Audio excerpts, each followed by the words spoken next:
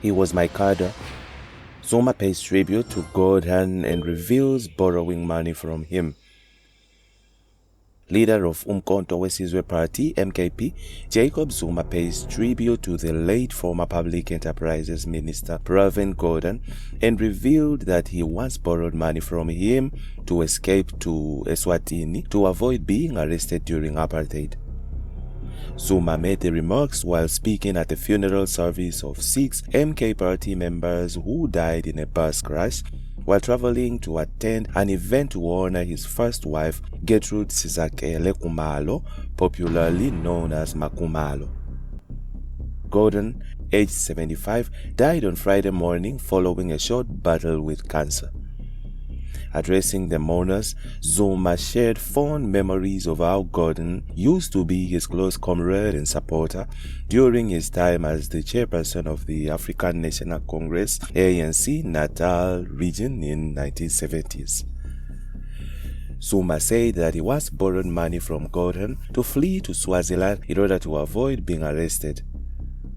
"I went to borrow money from him, Gordhan," he said, as he elicited laughter from the crowd, who were shocked by his remarks. "He was my cadre. I went to him to borrow money when he was still working at the pharmacy.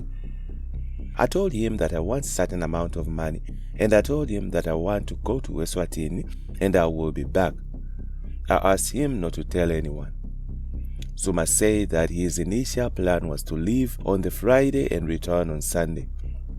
However, upon arrival, he was then told not to return back to the country as 2 ANC members were arrested. Zuma shared how he met Makhumalo to the mourners who gathered to attend the funeral of 6 people who died on their way to attend her celebratory event. He described Makhumalo as a person who was actively involved in the liberation struggle and advocating for women's rights during the apartheid regime. On the other hand, a divisive figure in SA politics leaves a fractured legacy. Once praised as an incorruptible crusader in South Africa, Pravin Gordhan has left behind a legacy tarnished by mistakes, poor leadership, and growing corruption claims, giving rise to the question of whether this is a story of a hero who fell from grace, or it is a story of a man who, in his latter years, arguably became everything he once fought against. His passing at 75 renewed the intense discussion on his actual legacy, whether he was the public servant against state capture or, as is widely contended, a major player in the demise of South Africa's state-owned entities, SOEs. Gordhan's legacy is closely entwined with his divisive saint supervising companies including Eskom and SA Airways, SAA, among others. Charged with rescuing these failing companies, he also oversaw a more thorough financial collapse of the SOEs, costing billions of dollars for taxpayers. At SAA, Gordhan reportedly sent $149 million to consulting companies Bain & Company and EY for turnaround plans that only resulted in additional debts and public indignation. Extra insult came from outrageous fees paid to business rescue practitioners while the airline was spiraling down. But his contribution at SAA went beyond simple financial mismanagement. Serious conflicts of interest arose from his holding of bank stocks connected to the airline. Did his choices serve the airline or his own financial needs? Gordhan openly exhibited disregard for responsibility, and not only for the mismanaged SOEs. One obvious violation of company law and the Constitution was his unwillingness to provide SAA independently audited financial statements. Defiantly refusing to show up when called to explain his behavior in Parliament, he illustrated his contempt of democratic control. The EFF did not hold back its criticism, stating rather plainly, he died with his crimes unpunished. For the EFF and several others, Gordhan's legacy is one of man's enmeshed in corruption rather than of battling it. Independent economic analyst Professor Getrude Sizakele hailed Gordhan as an exemplary politician who did not betray principles in order to be loved. As the SARS commissioner, Gordhan did not hesitate to take on those corrupt politicians who lived large without declaring their sources of income. It is exactly why certain politicians hate him like this. Later, as the Minister of Finance, he was the person who unapologetically exposed state capture head-on, with significant personal negative consequences for him when he was unceremoniously removed as the finance minister, said Dumisa. The leader of the Abantu Bato Congress and businessman Pilani Mavunhla said that the mighty Lord took his time on Gordhan. He was a corrupt classist of note in Durban in what is called the Albany House, where the provincial SARS offices are. The lease of that building never went to tender because he wanted to give it to his cronies. Their lease is designed to remain in that family for a lifetime. SARS paid for the entire stripping and fitting out. The norm is that the landlord will strip and provide a white wall, but in that case, SARS paid for everything, and this happened while he was a SARS commissioner. Lucifer has recalled one of his own. I know of no native empowered by Gordhan, said Mavunhla. Independent political analyst Professor Sipho Sepe said that Gordhan was an arrogant man who was always untouchable. How I perceive him has never changed. The Sonto Commission exposed his ugly side when he was called to account, he said. Sepe referred to the opinion piece he authored in December 2020, published on The Star, in which he said, Pravin Gordhan, a man who has been riding the high horse of political morality, was exposed to be nothing short of petty, jealous, racist, and dangerous at the Sonto Commission. Gordhan had confrontation with advocate Darlene Mpofu, who reprimanded Gordhan for avoiding to respond to questions asked by Mpofu. He had become untouchable. In his maniac obsession of finding everyone waiting but himself, he has been emboldened by now known motley of journalists and analysts that have been eating out of his hand. Until Monday, when Gordhan appeared at the Sonto Commission, everything that Gordhan said about anyone would be headline news.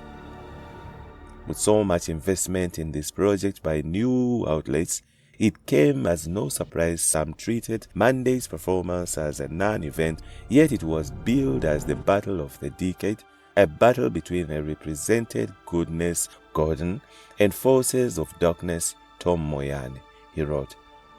Sepe felt that Gordhan commanded influence across several media platforms, which was why news around his name was always positive. Gordhan was succeeded in exposing those journalists that fell under his spell. As they say, he threw all them under the bus. An anchor at a certain television station could not contain her frustration when a field reporter pointed out Gordhan was exposed to be a gossip monger. All his assertions were based on gossip and hearsay, he argued. The Eastville Director General Katato Tlakudi, hearing of the passing of Pravin Gordhan, one immediately thought of his family, wife and daughters, especially in view of the negatively that was poured out on social media on the news that Gordhan had been admitted to hospital. I guess it is the sign of the times we live in that the dead are by default treated with reverence, regardless of the life they lived. I worked with Mr. Gordhan when he started his tenure as Minister of Public Enterprises in March 2018, and it did not start on a positive footing. He came through as suspicious of the officials in the Department of Public Enterprises, DPE, and would refer to the DPE as the setter of state capture and an enabler of the accompanying corruption. The fact I was a native of Free State Province did not help. He, however, got to eventually see that I was a professional public servant and not involved in whatever he believed and happened at DPE. When the position of Director General was advertised, I applied at the instigation of his Chief of Staff, whom I believe had been directed to convince me to apply by Gordhan. I did not have an appetite for the position due to the rather precarious returns the echelon of public service could be. Unfortunately, my worst fear became a reality when I asked uncomfortable questions on the privatization of SAA. I got to experience the ruthless and intolerant side of Gordhan, and I paid for it with my career. The country got to see for itself the side of Mr. Gordhan that the DPE officials had become familiar with in their daily interaction with him. Gordhan's shrewd demeanor was evident in his engagement with the Portfolio Committee of Public Enterprises, which was tasked with assessment of the South African airline transaction. He could be cantankerous and shrewd, having his decisions questioned. This caricature is the lasting impression that the country will have of him. It would be amiss of me not to mention the toll Mr. Gordhan tenure visited on the overwhelmingly black professionals at the DPE and the SOCs in its purview. Suspicion of wrongdoing or daring to correct misconceptions was evidence enough to put paid to your career. The biggest damage was done to SOEs. During Mr. Gordhan's stewardship, almost 15,000 employees lost their jobs. SAA 7,000, SAA Express 700, Mango 800, Denel 3,000, Transnet 3,500. The SAA Express employees did not even get severance package as the airline was liquidated. The deterioration in the SOC economic performance in the same period has had a devastating impact on the country. One hopes against hope that the state will pause to think about the damage that signified the tenure of Gordhan at the DPE and put measures in place to ensure it is not repeated. A good start would be for Parliament to do justice to the report of the Portfolio Committee of Public Enterprises on the SAA transaction. I convey my prayers to Mr. Gordhan, her daughters, and the rest of the Gordhan family for peace as they gather their lives after their loss, he said. After Gordhan's direction, the country's struggling power utility Eskom also fell apart. His leadership failed to solve the pervasive corruption, draining more than 200 billion from SOE, therefore leaving the nation in an energy crisis characterized by perpetual power outages. Load shedding has become a defining characteristic of a modern South Africa, and Gordhan's term as Minister of Public Enterprises is inextricably linked to the nation's plunge into both literal and symbolic gloom. While he prompted anti-corruption initiatives, the dysfunctions were unrestrained. As Gordhan's reputation suffered, his supporters cited racialized attacks on his Indian background, mostly from political rivals such as the EFF. His middle name, Jamnadas, was weaponized to racialize the issue, therefore deflecting his poor management of the SOEs. The story of Gordhan as a hero battling corruption has collapsed, and what is left is the picture of a man who, in his latter years, epitomized the exact corruption he had promised to eradicate. Many black South Africans came to view Gordhan's legacy as one of betrayal, a politician who, following state capture, fell short of the expectations of openness and good governance. In death, Gordhan is remembered more for supervising the economic anarchy engulfing South Africa than for his battle against corruption. Far distant from the hero adulation originally connected with his name, his inability to reform SOEs, his opposition to responsibility, and the billions of rands squandered under his direction present a negative picture.